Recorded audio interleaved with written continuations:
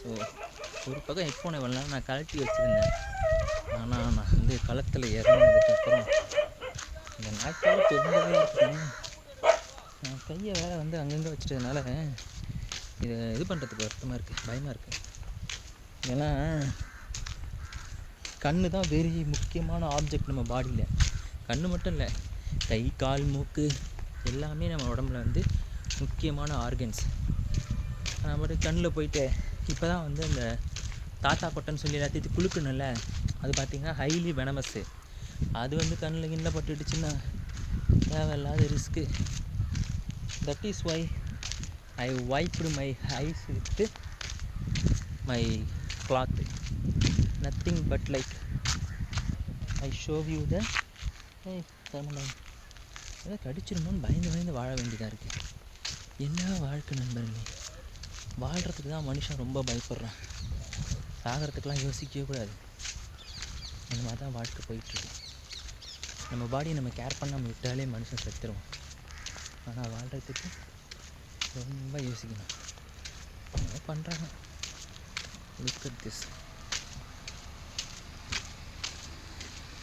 This flower have a little like a sunflower. Look like a sunflower but not like a sunflower. நீங்கள் எத்தனை பேர் வந்து சூரியகாந்தியை பார்த்துருக்கீங்கன்னு எனக்கு தெரியாது. ஆனால் நான் பார்த்துருக்கேன். ஈவன் அதோட கொட்டை, அதோடைய அந்த சீட்ஸ் இருக்கு இல்லையா, ஸோ அது கூட பார்த்துட்டிங்கன்னா ஒரு மாதிரி வந்து ஆயிலியாக இருக்கும். அதுதான் வந்து சூரியகாந்தி எண்ணெய்ன்னு சொல்லுவாங்க. எண்ணெய்ன்னு சொல்ல மாட்டாங்க, எண்ணெய், ஆயில், சன்ஃப்ளவர் ஆயில். அதை நான் பார்த்துருக்கேன். சூரியகாந்தி ஆயிலை எவ்வளோ எங்கேயோ கண்டுபிடிச்சிருக்கா பாருங்க நண்பர்களே. எண்ணெய்ங்கிறத ஊற்றுனா அது வந்து பாயில் பண்ணுறதுக்கு ஹெல்ப் பண்ணும். ஸோ எண்ணெயை வந்து எதுலேருந்து எடுக்கலாம் அப்படிங்கிறத வந்து லேர்ன் பண்ணி அதுக்கப்புறம் பார்த்துட்டிங்கன்னா அதை வந்து சூரியகாந்திலேருந்து எடுக்கலாம், தேங்காயிலேருந்து எடுக்கலாம், வேர்க்கடலேருந்து எடுக்கலாம் அப்படிங்கிறத கண்டுபிடிச்சி அதை வந்து பாக்கெட் பண்ணி விற்று மனிதர்கள் பார்த்துட்டிங்கன்னா எவ்வளவு லேர்ன் பண்ணியிருக்காங்க பாருங்கள். நினச்சி பாருங்கள், சூரியகாந்தின்னு சொல்லிட்டு ஒரு இது இருந்திருக்கும், ஒரு செடி இருந்திருக்கும். அந்த செடியை கண்டுபிடிச்சி அது முத்தி போய் அதுலேருந்து வர விதைகளை கண்டுபிடிச்சி அதுக்கப்புறம் அந்த விதைகளை வந்து ரோஸ்ட் பண்ணி அதை வந்து அரைச்சி அதுலேருந்து ஒரு லிக்விடை எடுத்து அதை வந்து ஆயிலாக மாற்றி அந்த ஆயிலை வச்சு சமைச்சு சாப்பிட்ருக்கான். இந்த ப்ராசஸ் எவ்வளோ நாளாக இழுத்துருக்குன்னு யோசிச்சு பாருங்களேன். ஏன்னா வானத்துலேருந்து யாரும் குதித்து உடனே இந்த மாதிரி பண்ணால் உனக்கு வந்து ஆயில் கிடச்சிரும் அப்படின்னு சொல்லி கொடுக்க போகிறதில்ல. ஸோ ஸ்டெப் பை ஸ்டெப்பாக லேர்ன் பண்ணியிருக்கணும் அவன்.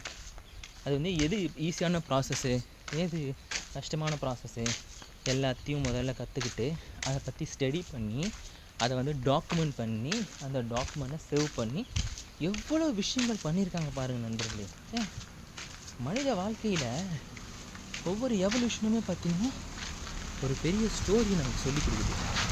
அதாவது ஒவ்வொரு விஷயத்தையும் நம்ம கற்றுக்கிறதுக்காக பார்த்துட்டிங்கன்னா பல விஷயங்களில் பார்த்துட்டிங்கன்னா அவங்க வந்து காம்ப்ரமைஸ் பண்ணியிருப்பாங்க.